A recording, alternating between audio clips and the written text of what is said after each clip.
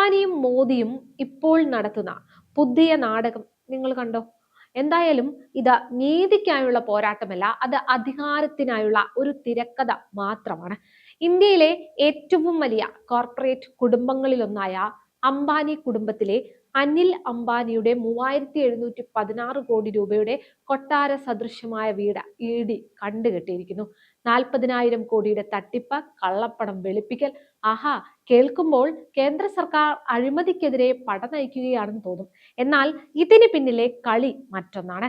പറഞ്ഞു വന്നത്, കോർപ്പറേറ്റുകളെ ചങ്ങാതിമാരായി കൂടെ കൂട്ടുന്ന മോദി സർക്കാർ പെട്ടെന്ന് ഇങ്ങനെ ഒരു നടപടി എടുത്തതിന് പിന്നിൽ മറ്റൊരു ഗൂഢ ലക്ഷ്യമുണ്ട്. സുപ്രീം കോടതിയുടെ വിമർശനങ്ങളിൽ നിന്ന് തലയൂരാൻ BJP കെട്ടിയാടുന്ന വെറുമൊരു രാഷ്ട്രീയ നാടകമാണോ ഇത്? നമുക്ക് വിശദമായി പരിശോധിക്കാം. ഈ നടപടി മോദി സർക്കാർ സ്വമേധയാ എടുത്തതാണോ? ഒരിക്കലുമല്ല. അനിൽ അംബാനിക്കെതിരായ അന്വേഷണത്തിൽ ED കാണിക്കുന്ന അമിതമായ കാലതാമസത്തിൽ സുപ്രീം കോടതി തന്നെ ആശങ്ക പ്രകടിപ്പിച്ചിരുന്നു. കോടതിയുടെ കടുത്ത വിമർശനങ്ങളിൽ നിന്ന് രക്ഷപ്പെടാൻ സർക്കാർ നിർബന്ധിതമായി എടുത്ത ഒരു പുകമറ മാത്രമാണിത്. സുപ്രീം കോടതി ഇടപെട്ടില്ലായിരുന്നുവെങ്കിൽ ഈ ഫയലുകൾ ഇന്നും പൊടിപിടിച്ച് കിടക്കുമായിരുന്നു. അപ്പോൾ യഥാർത്ഥത്തിൽ ഇവിടെ സർക്കാർ വേട്ടയാടുകയല്ല, മറിച്ച് കോടതിക്ക് മുന്നിൽ മുഖം രക്ഷിക്കാൻ ശ്രമിക്കുകയാണ് എന്ന് പറയേണ്ടി വരും. ഈ നടപടിയുടെ ആഴങ്ങളിലേക്കൊന്ന് നമ്മൾ ഇറങ്ങിച്ചെന്നാൽ ചില കാര്യങ്ങൾ നമുക്ക് വ്യക്തമായി മനസ്സിലാകും. റിലയൻസ് കമ്മ്യൂണിക്കേഷൻസ് വഴി 40,000 കോടി രൂപയുടെ വായ്പാ തട്ടിപ്പ് നടന്നുവെന്നാണ് ഇപ്പോൾ ED ആരോപിക്കുന്നത്. പക്ഷേ ഇവിടെയാണ് നമ്മൾ ഗൗരവമായി ചിന്തിക്കേണ്ട ഒരു ചോദ്യമുള്ളത്. ഇത്രയും കാലം ഈ അന്വേഷണ ഏജൻസികൾ എവിടെയായിരുന്നു? ഈ തട്ടിപ്പും വായ്പാ കുടിശ്ശികയും ഇന്നലെയോ ഇന്നോ ഉണ്ടായതൊന്നുമല്ലല്ലോ. വർഷങ്ങളായി ബാങ്കുകൾക്ക് കിട്ടാനുള്ള ഈ തുകയെക്കുറിച്ച് ആർക്കും അറിയില്ലായിരുന്നോ? സാധാരണക്കാരൻ ഒരു 10,000 രൂപയുടെ ലോൺ അടയ്ക്കാൻ വൈകിയാൽ അവന്റെ വീട്ടിൽ ജപ്തി നോട്ടീസ് പതിക്കുന്ന ഇതേ ബാങ്കുകളും ഏജൻസികളുമാണ് 40,000 കോടി മുക്കിയപ്പോൾ മൗനം പാലിച്ചത് എന്ന് ഓർമ്മ വേണം. ഇവിടെയാണ് മോദി സർക്കാരിന്റെ കോർപ്പറേറ്റ് പ്രീണനം എന്ന ആരോപണം ശക്തമാകുന്നത്. ഓർത്തു നോക്കൂ, കോടികളുടെ അഴിമതി ആരോപണം ഉയർന്ന റാഫേൽ ഇടപാടിൽ പ്രതിരോധ മന്ത്രാലയത്തിന് പോലും അറിയാത്ത കാര്യങ്ങൾ അനിൽ അംബാനിക്ക് മുൻകൂട്ടി അറിയാമായിരുന്നു എന്ന റിപ്പോർട്ടുകൾ വന്നത് നമ്മൾ കണ്ടതാണ്. അന്ന് അദ്ദേഹത്തിന് കവചമൊരുക്കിയത് ഇതേ കേന്ദ്ര സർക്കാരാണ് എന്ന ഓർമ്മ വേണം. അന്ന് അനിൽ അംബാനിയെ വിശുദ്ധനായി ചിത്രീകരിച്ചവർ ഇന്ന് പെട്ടെന്നൊരു സുപ്രഭാതത്തിൽ അദ്ദേഹത്തിന്റെ വീട് കണ്ടുകെട്ടുമ്പോൾ അത് ജനങ്ങളെ വിശ്വസിപ്പിക്കാനുള്ള ഒരു നമ്പർ മാത്രമായി മാറുകയാണ്. ഇതിനെ നിയമപരമായ നടപടി എന്നല്ല, മറിച്ച് ഡാമേജ് കൺട്രോൾ എന്നാണ് വിളിക്കേണ്ടത്. ഒരു വശത്ത് രാജ്യത്തെ പൊതുമേഖലാ സ്ഥാപനങ്ങളെയും പ്രകൃതി വിഭവങ്ങളെയും അദാനിക്കും അംബാനിക്കും പകുത്തു നൽകുന്നു എന്ന ആക്ഷേപം കേന്ദ്ര സർക്കാരിനെതിരെ ശക്തമാണ്. ഈ പ്രതിച്ഛായ മാറ്റിയെടുക്കാൻ BJPക്ക് ഒരു ഇരയെ ആവശ്യമുണ്ട്.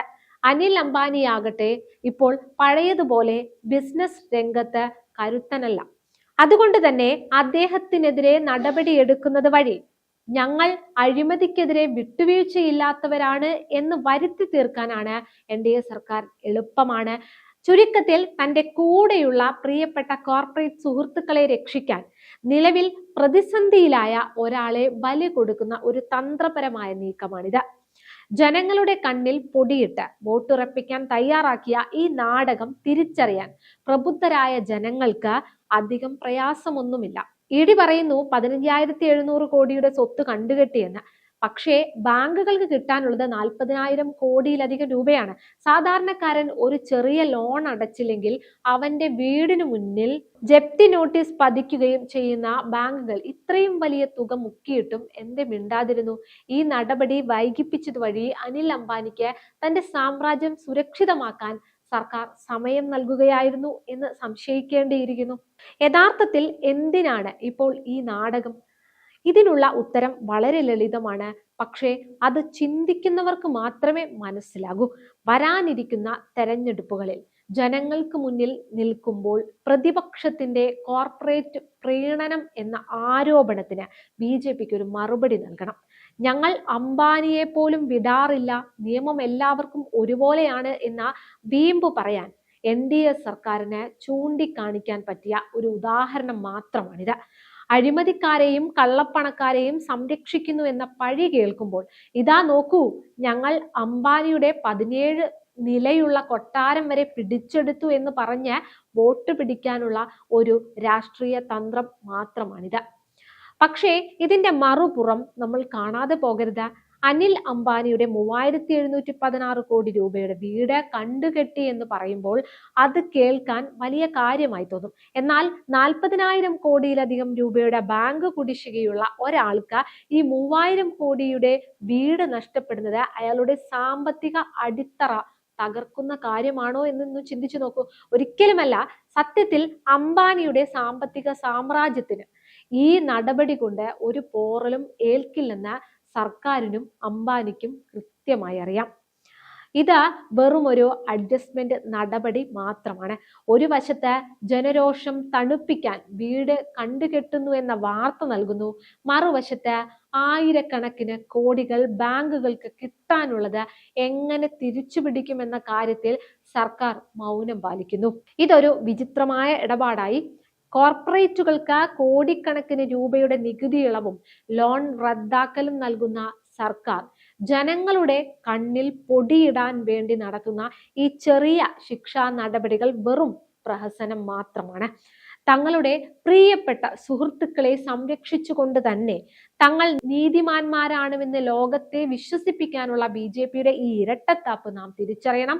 ചുരുക്കത്തിൽ ഈ വീട് കണ്ടുകെട്ടിയ ഈ വലിയ മാറ്റത്തിനുള്ള തുടക്കമൊന്നുമല്ല, മറിച്ച് അടുത്ത വോട്ടുപെട്ടി ലക്ഷ്യം വെച്ചുള്ള വെറും ഒരു തെരഞ്ഞെടുപ്പ് സ്റ്റണ്ട് മാത്രമാണ്.